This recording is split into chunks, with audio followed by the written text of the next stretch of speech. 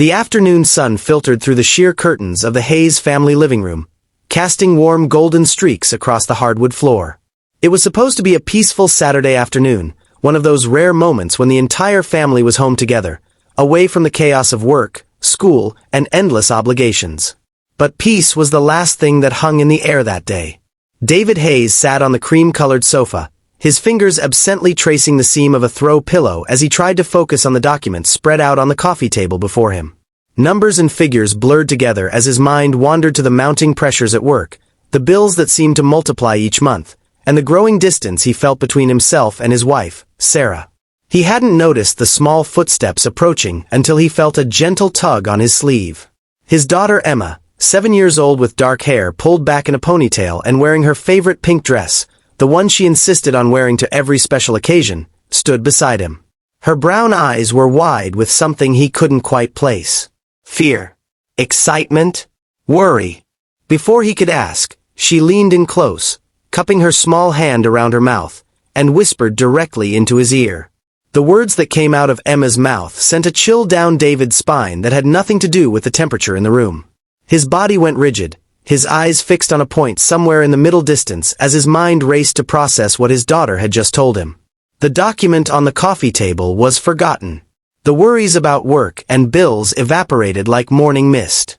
Everything narrowed down to those few whispered words and their impossible implications. "He was in your room last night, Daddy. I saw him. Mommy's friend. The one with the black car." David's heart hammered against his ribcage. He could feel Emma's warm breath still lingering near his ear, could sense her small body pressed close to his side, seeking protection, seeking validation that what she had seen mattered. He wanted to turn to her, to tell her she must have been dreaming, that she was confused, that children sometimes mix up reality with imagination. But he couldn't move. He couldn't speak. Because deep down, in a place he had been desperately trying to ignore for months, he knew it was true. The signs had been there, hadn't they? Sarah's sudden interest in her appearance after years of comfortable indifference. The new perfume. The way she angled her phone away from him when texting. The late-night work meetings that seemed to multiply each week. The friend she had mentioned casually, too casually, a colleague from her office named Marcus who drove a sleek black sedan and apparently needed her advice on various projects at odd hours. David had told himself he was being paranoid. Marriage required trust, didn't it? Sarah had never given him a concrete reason to doubt her in their 9 years together. They had built a life, bought a house, raised a daughter. People didn't just throw that away. But now, sitting frozen on the sofa with his daughter's revelation echoing in his ears, all those rationalized suspicions came crashing down on him like a tidal wave. Behind him, he could feel Sarah's presence even before he heard her footsteps. She had been in the kitchen, preparing dinner, humming softly to herself in that way she did when she thought no one was paying attention. The humming had stopped. The footsteps had stopped. David didn't need to turn around to know that she was standing there, watching them, trying to read the scene before her. His posture must have given something away. Emma's guilty glance over his shoulder certainly had. "What's going on?" Sarah's voice cut through the thick silence, casual on the surface but with an edge of tension underneath. She was trying to sound normal, trying to maintain the facade of a typical Saturday afternoon, but David could hear the strain in her voice. She knew. Somehow, she knew that the carefully constructed walls of her secret were beginning to crumble. David finally found his voice, though it came out rougher than he intended. "Emma, sweetheart, go to your room for a minute, okay? Daddy needs to talk to Mommy about grown-up things." Emma hesitated, her hand still clutching his sleeve, her eyes darting between her father's tense face and her mother's worried expression. Even at 7, she understood that she had set something momentous in motion, that her innocent revelation had pulled the pin on a grenade that was about to explode her family apart. "But Daddy, I didn't mean to." "It's okay, baby. You didn't do anything wrong. Go on now. Maybe play with your dolls for a bit." David managed to give her what he hoped was a reassuring smile, though it felt like his face might crack from the effort. Emma nodded slowly and walked away, casting one last uncertain glance over her shoulder before disappearing down the hallway. The sound of her bedroom door closing was like the final tick before detonation. Sarah moved into David's line of sight now, positioning herself near the window where the afternoon light illuminated her face. She was beautiful, he thought with a pang of grief that surprised him with its intensity. Even now, even with betrayal hanging in the air between them, he could see the woman he had fallen in love with a decade ago. The slight upturn of her nose, the way her hair caught the light, the delicate curve of her jaw. When had he... Sarah sank into the armchair near the window, her legs apparently unable to support her anymore. She looked smaller somehow, diminished. "I never meant for this to happen," she began, and David felt something inside him crack. Not break, not yet, but definitely crack. "I never wanted to hurt you or Emma. You have to believe that." "What I believe doesn't seem to matter much anymore, does it?" David moved to the window, looking out at the suburban street where neighbors mowed lawns and children played. From the outside, the Hayes family looked perfect. A nice house, 2 cars in the driveway, a swing set in the backyard.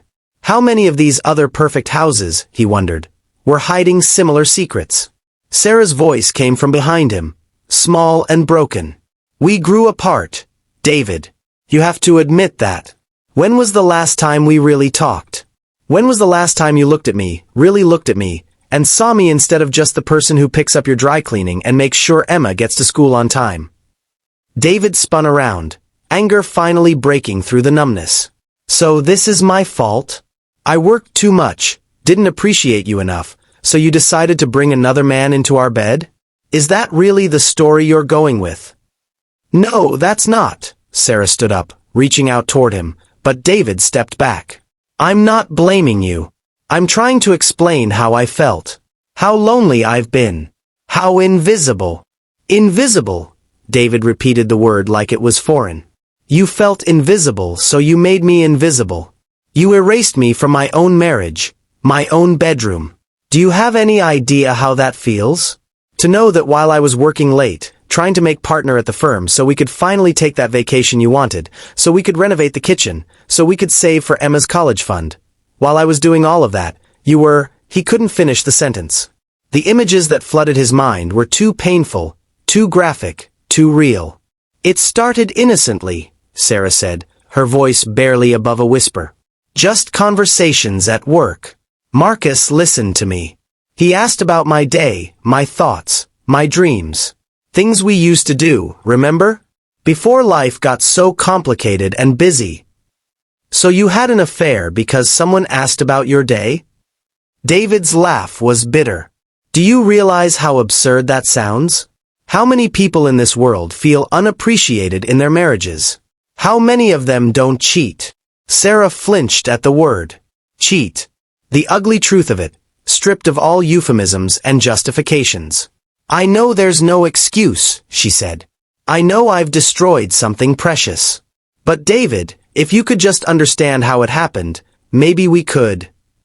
"Could what? Fix this? Go back to normal? Pretend Emma didn't see another man in our bedroom? Pretend I don't now question every moment of our marriage, wondering what else you've lied about?" David's voice cracked, and he hated himself for it.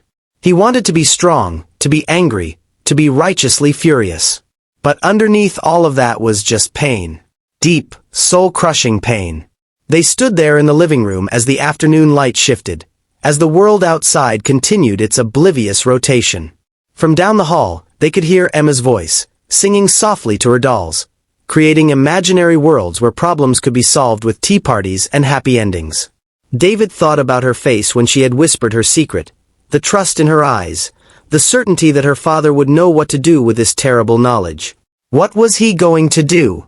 How did you explain to a 7-year-old that her family was fracturing, that the safe world she knew was built on lies? Sarah was crying openly now, mascara running down her cheeks. "I ended it," she said desperately. "Last week, I told Marcus it was over. I told him I couldn't do it anymore, that I wanted to fix my marriage. I was going to tell you everything, I swear. I was just trying to find the right time." "There is no right time to confess betrayal," David said quietly. "And you didn't end it because you wanted to fix us. You ended it because you got caught. If Emma hadn't seen him, you'd still be lying to me. You'd still be sleeping next to me every night, kissing me goodbye every morning, playing the role of faithful wife. That's not fair, Sarah protested weakly. Fair. David's voice rose again. Fair. You want to talk about fair? Is it fair that Emma had to be the one to tell me? Is it fair that she'll carry this memory, this moment, for the rest of her life? That when she thinks about her childhood, this day will be there, the day she learned that people who love each other can hurt each other in unimaginable ways. The weight of that realization seemed to hit Sarah like a physical blow. She collapsed back into the chair, her face in her hands. Oh God, Emma! What have I done to Emma? It was the first thing she had said that felt genuinely true to David, the first crack in her defensive justifications. The harm to their daughter, the innocent casualty of adult failures and selfish choices. Whatever happened between him and Sarah, whether they tried to rebuild or decided to separate, Emma would be affected. She had already been affected, bearing witness to something no child should see, forced into the role of messenger, her innocence corrupted by adult complications. David moved to the hallway, checking to make sure Emma's door was still closed, that she couldn't hear their raised voices. When he returned to the living room, he felt older somehow, aged by the last 20 minutes in ways that years couldn't accomplish. I need time, he said finally. I need space to think, to process this. I can't look at you right now without seeing him here, without imagining. He stopped, shaking his head. I need you to pack a bag and go stay somewhere else for a while. Your sister's, a hotel, I don't care. But you can't be here. Sarah's head snapped up. You're kicking me out? David, please, can't we at least try to talk through this? We just did. And I can't do any more today. Maybe not for many days. Emma needs stability, and right now, I'm the only one who can give her that. You forfeited that right when you chose to bring your affair into our home, into our bedroom. What will you tell her? Sarah's voice was small, defeated. I don't know yet. The truth. Probably some version of it. That mommy made some mistakes and needs to be away for a while. That we both love her but are working through some problems. I'll figure it out. What I won't do is lie to her anymore. This house has had enough lies. Sarah stood slowly, mechanically, like a puppet whose strings were being pulled by an outside force. She looked around the living room, at the family photos on the mantel, the blanket draped over the sofa that her mother had made them as a wedding gift, the small shoes by the door that Emma always forgot to put away. Her eyes lingered on each item as if memorizing them, as if recognizing that even if she came back, things would never be the same. Can I say goodbye to Emma? She asked, her voice barely audible. David considered this. Part of him wanted to say no, wanted to protect Emma from any more confusion today. But she was still her mother. Whatever Sarah had done to him, she loved their daughter. Keep it brief, he said. And Sarah, don't make promises you can't keep. Don't tell her everything will be fine. She's going to have to learn that sometimes things break and can't be fixed. Might as well start with the truth. Sarah nodded and walked down the hallway toward Emma's room. David heard the soft knock, heard Emma's excited voice calling out, heard the door open and close. He couldn't make out the words, but he could hear the tones, Sarah's trembling voice trying to stay cheerful, Emma's confusion turning to distress. When Emma started crying, David had to grip the back of the sofa to keep himself from going to her. This was part of it, part of the consequences. Emma was crying because her world was changing, and there was no protecting her from that. 10 minutes later, Sarah emerged, her eyes red and swollen, carrying a small overnight bag she must have quickly packed. She paused in the doorway, looking at David one last time. I do love you, she said. I know you don't believe that right now, and I don't blame you. But it's true. I love you, and I'm sorrier than you'll ever know. David said nothing. There were no words adequate for this moment, no response that would make anything better or worse than it already was. He simply watched as his wife walked out the front door, heard her car start in the driveway, heard the sound of the engine fading as she drove away. The house felt different immediately. Emptier. Heavier. David stood in the living room as the afternoon faded into evening, as the golden light turned to amber then to dusk. Finally, he walked down the hallway to Emma's room and knocked gently. Come in, Daddy. Emma was sitting on her bed, surrounded by stuffed animals, her face blotchy from crying. David sat down beside her and pulled her into his arms, and she buried her face in his chest. "Is Mommy coming back?" she asked in a muffled voice. "I don't know, sweetheart," David answered honestly. "Maybe. We'll see. But right now, it's just you and me, okay? And we're going to be all right. It might not feel like it for a while, but we're going to be okay." "Did I do something bad by telling you?" Emma pulled back to look at him, her eyes searching his face for reassurance. "No, baby. You did exactly the right thing. You told the truth, and that's always the right thing, even when it's hard. Especially when it's hard." They sat together as the room grew darker, neither one moving to turn on a light. Outside, the neighborhood settled into its evening routine. Garage doors closing, porch lights flickering on, the distant sound of a dog barking. Inside the Hayes house, a father and daughter held onto each other, both trying to understand how a whispered secret in a sunny living room had changed everything, how truth could hurt even as it healed, and how they would navigate whatever came next in a world that suddenly felt a lot less certain than it had that morning.